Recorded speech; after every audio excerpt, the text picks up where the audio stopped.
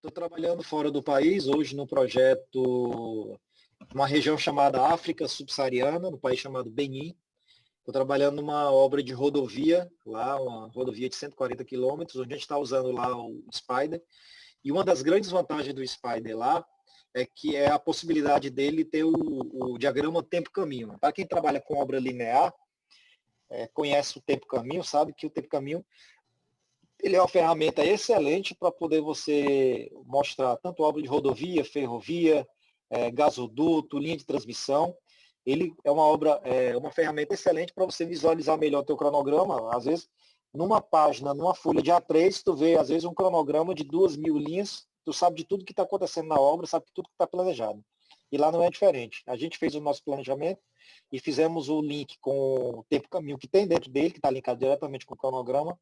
Isso tem nos ajudado muito a entender melhor e até ver os próximos passos da rodovia lá, que ela é quebrada em algumas sequências. Ela não é, por exemplo, a parte de pavimentação, ela não é uma linha que vai dar 140 quilômetros, ela é quebrada em vários segmentos, e um segmento tem que começar depois do outro, então você consegue ver a sua continuidade a partir desse diagrama tempo-caminho. Isso tem nos ajudado muito. Você pode dar uma palhinha para a gente, assim, mostrar, compartilhar alguma coisa desse diagrama? De lá da obra, não. Eu posso mostrar o diagrama tempo-caminho de uma ponte que a gente fez. Beleza, maravilha. Da obra em si, essa ponte que a gente fez, eu posso mostrar. Show de bola. Deixa eu compartilhar aqui a tela.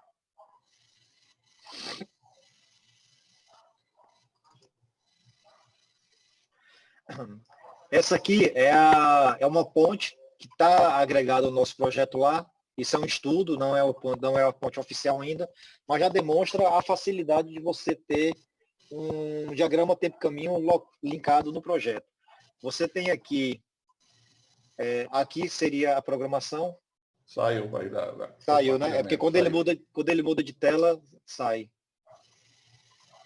Ele muda de tela dentro do mesmo cronograma, ele sai. Aqui é a ponte. Então aqui você tem toda a programação da ponte. Então aqui você fica às vezes até um pouco mais complicado de você ver, com tanta barra, tanta linha, fica mais complicado de ver. Quando a gente passa para o tempo-caminho, ele vai sair a tela e vou entrar de novo. Quando ele sai de tela, ele... Então você tem aqui o tempo-caminho. Ele é como se fosse uma linha de balanço invertida, né? Na verdade, linha de balanço, para quem está mais acostumado, não sei se a turma aí está mais acostumado com obras de prédio, a linha de tempo-caminho, obras verticais, tempo-caminho e linha de balanço é exatamente a mesma coisa, é a mesma técnica. Essa técnica tem vários nomes. Os mais comuns são tempo-caminho e linha de balanço. Linha de balanço é porque está mais é um termo mais conhecido, é um termo mais fácil, mais comum na área de construção civil. O pessoal que trabalha com prédio conhece como linha de balanço. Quem trabalha na área de infraestrutura, rodovia, ferrovia, obras rodoviárias, gasoduto, conhece como tempo-caminho. Basicamente porque o tempo-caminho, o tempo é no eixo horizontal e o caminho é no eixo vertical. Geralmente, obras verticais, o tempo é no eixo vertical e o caminho é no eixo... o tempo é no eixo horizontal e o caminho é no eixo vertical. Só muda o eixo. Então, basicamente, linha de balanço muda o eixo do tempo-caminho. Mas é exatamente a mesma coisa, a mesma técnica. Ela visa a otimização e a diminuição da perda de tempo entre a sequenciamento das atividades, né? No tempo-caminho de um prédio, o cara está no andar, aquela equipe de pedreiro está no andar, ele sai, vai para outro andar, que sai, vai para outro andar. Então você consegue visualizar esse sequenciamento bem direitinho. Numa obra de estrada, você aqui tem várias equipes... Aqui no caso da tua ponte, Daniel, aqui nesse caso da ponte você startou, né? Você está vendo aqui, né? Você está vendo aqui, e o bom é que tem um filmezinho aqui que eu vou mostrar para vocês. Vocês vão ver aí, aqui embaixo você tem a legenda e aqui você está... Eu coloquei de 7 dias. Eu posso colocar de um dia para visualizar. Mas ela está vendo exatamente que você olha que as fundações elas são executadas da extremidade para o centro. E aí você executou os blocos, que são esses desenhos amarelinhos, e depois você tem os pilares, que é o que está sendo executado agora. Essa linha cinza aqui são as vigas pré-moldadas que estão sendo fabricadas. À medida que o pilar vai sendo fabricado, ela vai sendo fabricada. Quando ela estiver terminando aqui, você está começando o lançamento dela, e aí você tem aqui o tabuleiro que está sendo desenvolvido. Então ele mostra toda a execução da ponte. Ele começa, teoricamente aqui, seria em fevereiro, e aí eu começo por esse bloco aqui, então em março de 2020. Ao mesmo tempo, eu estou executando esse bloco aqui e esse bloco aqui. Depois eu venho para esse e venho para esse. Depois eu venho para esse e venho para esse. E assim sucessivamente, porque aqui tem um tempo. Então você sabe aqui o que é que eu estou executando no mês de abril. Estou executando tudo isso aqui. O que é que eu vou executar em maio? Em julho de 2020, eu vou executar. Em julho de 2020, eu estou executando aqui a concretagem a pré-fabricação das vigas pré-moldadas. Depois eu estou fabricando ao mesmo tempo, porque isso aqui são insights diferentes, né? Eu estou executando ao mesmo tempo o pilar, esse pilar 3 e o pilar 5. Depois eu vou executar o pilar 4 e depois de tudo eu vou fazer o lançamento da viga, que combina exatamente com a finalização dela, ou seja, a viga termina e eu estou fazendo o lançamento dela. Quando eu termino o lançamento dela, eu vou fazer o seu tabuleiro. Terminando o seu tabuleiro, eu vou fazer o guarda-cor. E assim eu termino a ponte. Então você vê que rapidamente você consegue visualizar e saber a sequência executiva e até entender se você está com algum erro. Né? Algum erro na sequência executiva. Opa, esse pilar está sendo executado depois desse. Tem algum erro na programação. Às vezes um link é errado, que é comum. Você está fazendo, são vários links, predecessor, sucessor. Você erra de uma atividade para outra e não percebe, e aqui você começa a visualizar melhor.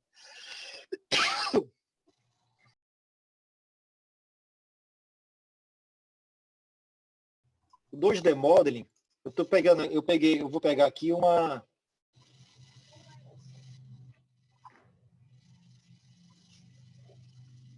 vou pegar aqui um prédio, isso é até um exemplo do próprio Spider. Esse prédio aqui é um prédio de 2 torres, que eles chamam de Section 1, Section 2.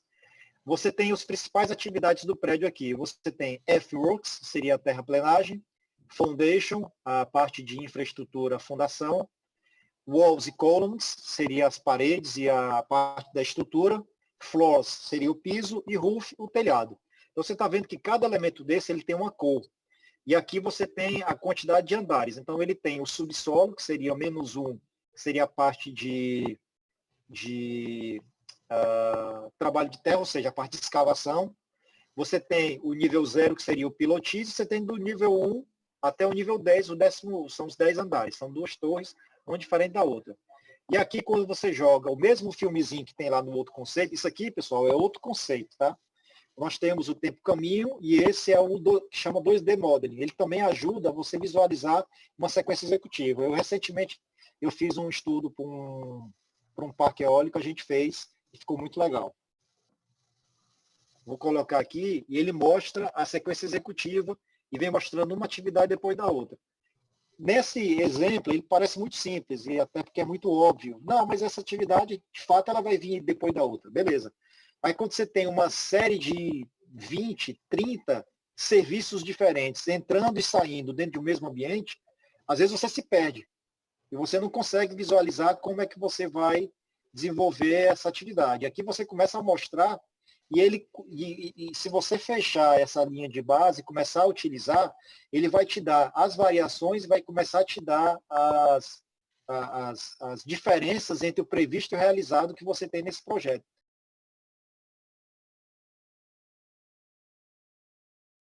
Uma coisa que eu acho muito interessante no Spider é a possibilidade de você ter 2 análises de risco integradas dentro dele. Você tem análise de 3 cenários, que é a análise de otimista, pessimista e a mais provável. Ele faz uma integração entre esses 3 cronogramas e te dá um cronograma resultado desses 3. Análise de Monte Carlo e risco e análise de impacto do risco e tornado chart. Essas 2 técnicas, tanto o 3 cenários como o Monte Carlo, ele vai te dar o que a gente chama de cronograma probabilístico. Os cronogramas que a gente usa no Brasil aqui hoje, 90%, talvez até mais do que 90% hoje no Brasil, são cronogramas determinísticos, ou seja, esses cronogramas, eles têm, você está determinando que ele vai terminar naquela data. Só que isso nunca vai acontecer. Né? Isso é uma fábula nós acharmos que aquele cronograma, por mais bem planejado que ele seja, por mais bem analisado que ele seja, por mais que você tenha feito uma análise de construtibilidade, que é uma coisa também nova no Brasil, por mais que você tenha desenvolvido tudo isso, o teu cronograma nunca vai terminar no teu prazo, naquele prazo que você está fazendo. Por mais que você tenha, porque sempre vão acontecer chuvas fora do previsto, sempre vão acontecer riscos externos, sempre vai acontecer uma falta do material. Então, assim, você também não vai pegar o teu cronograma e encher ele de pulmão, senão o teu cronograma vai terminar 1 ano depois do teu prazo. Como é que seriam as técnicas mais modernas e que o Skyler faz isso muito bem? Você tem a análise de 3 cenários, você tem o cronograma probabilístico, você faz uma análise de 3 cenários e você faz uma sugestão de cronograma pessimista, otimista e mais provável. Então, você tem algum documento você aí diz que o meu cronograma... Tenho. Meu cronograma pessimista, ele vai terminar no prazo tal. No meu cronograma otimista, vai terminar no prazo tal. E no cronograma mais provável, no prazo tal. Mas não é só isso. Ele tem uma série de variáveis que eu posso utilizar. Eu vou compartilhar inicialmente uma planilha que eu fiz. Lá na obra, a gente fez uma análise de make or buy. Ou seja, a gente fez análise de compra ou fabricação de brita. Naquele momento lá, a gente tinha uma opção de comprar lá na obra, lá na África. A gente tinha uma opção de comprar um britador e montar esse britador, ou tínhamos uma opção de comprar a brita comercialmente. Lógico que tem valores diferentes. A brita comercial ela é mais cara, mas você já começa a ter o resultado em cima é muito mais imediato, muito mais rápido, você já tem a brita, do que você ter o britador, comprar, importar, montar, licença ambiental, todos aqueles riscos envolvidos. E a gente fez uma pequena análise de risco usando 3 cenários.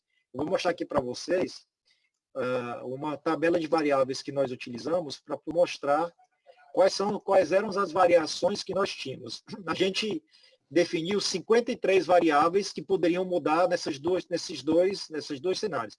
Tempo de fabricação do britador, transporte do britador Santos-Cotonou, que é a capital, desembaraço, tempo de montagem, tempo de comissionamento, quantidade prevista de brita, produtividade do britador, custo da parte do material do britador, custo da mão de obra, custo dos materiais, tudo isso você tinha algumas variações, otimista, mais provável e pessimista.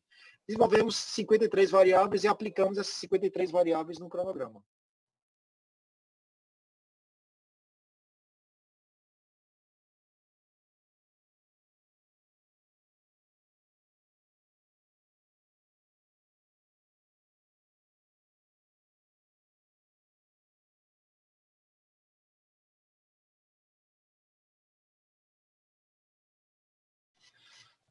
Opa, quando muda de tela, ele pede. Está aqui. Eu tenho a minha EAP, então eu tenho a minha simulação de brita, eu tenho fabricar a brita ou comprar a brita. Então, nessa EAP está desenvolvido lá. O fabricar a brita, eu tenho um investimento do equipamento e a produção do equipamento. Então, a análise foi baseada em cima disso aqui. Vou mudar de tela agora, ele vai perder de novo, eu vou conectar de novo. Então, você tem aqui a parte de fabricação de brita e comprar brita. Essa análise aqui foi uma análise inicial, tá, pessoal?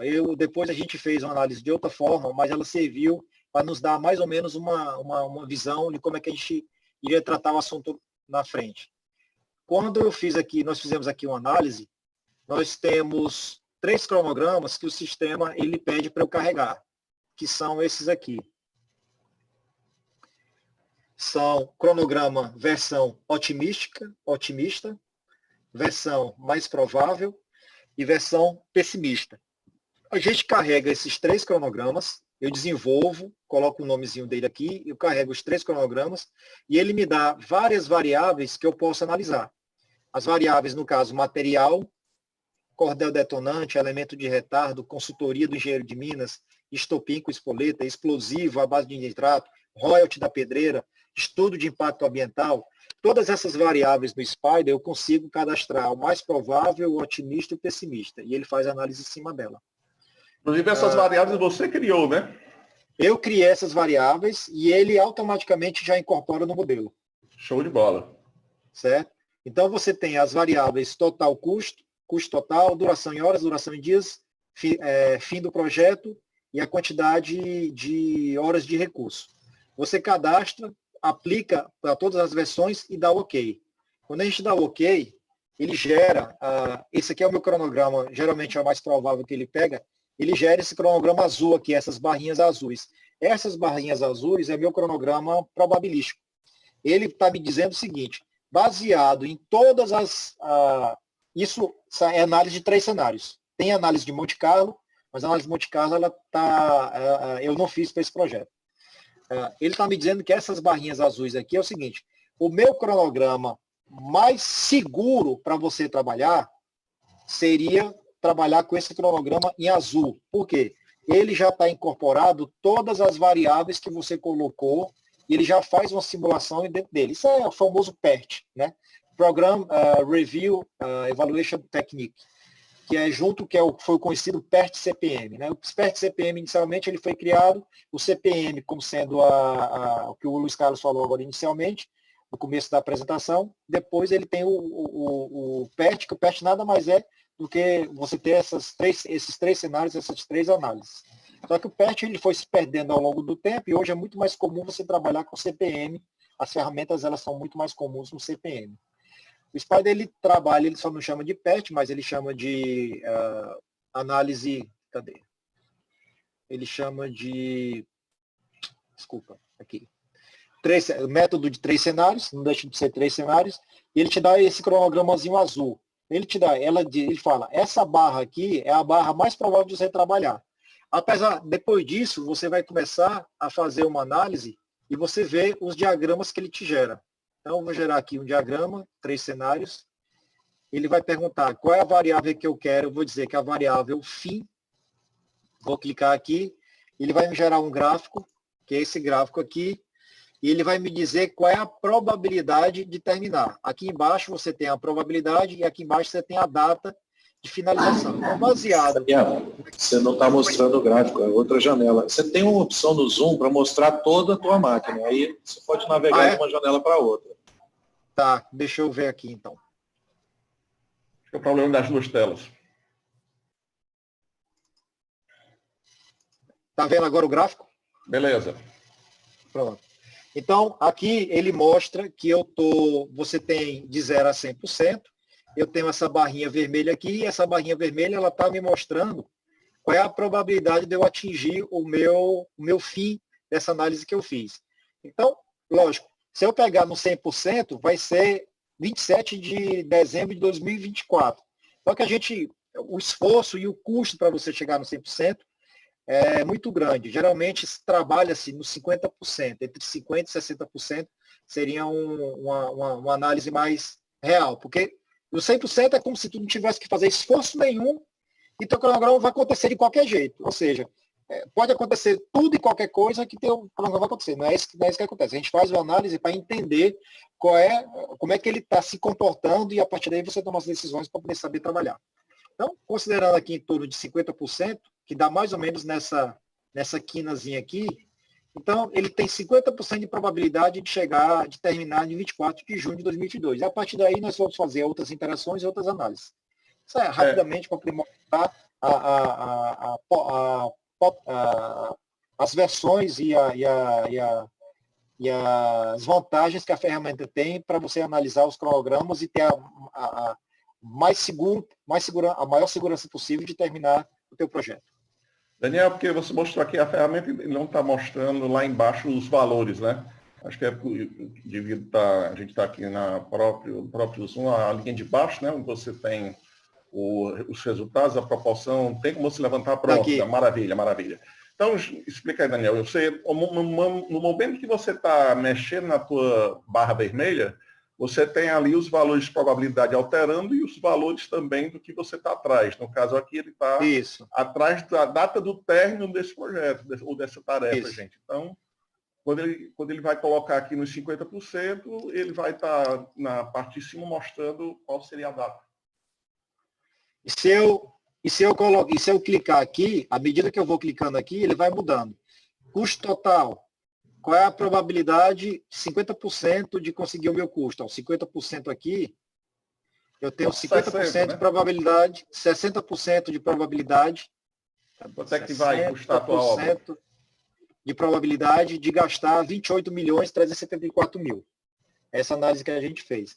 Se eu tiver qualquer outra variável, se eu tiver taxa de retorno, só que eu não calculei, ele não vai calcular, valor presente líquido, ele também não vai calcular, que eu não coloquei, duração em dias do projeto. Então, o projeto tem 50% de probabilidade de acontecer, e a duração dele, 60% de probabilidade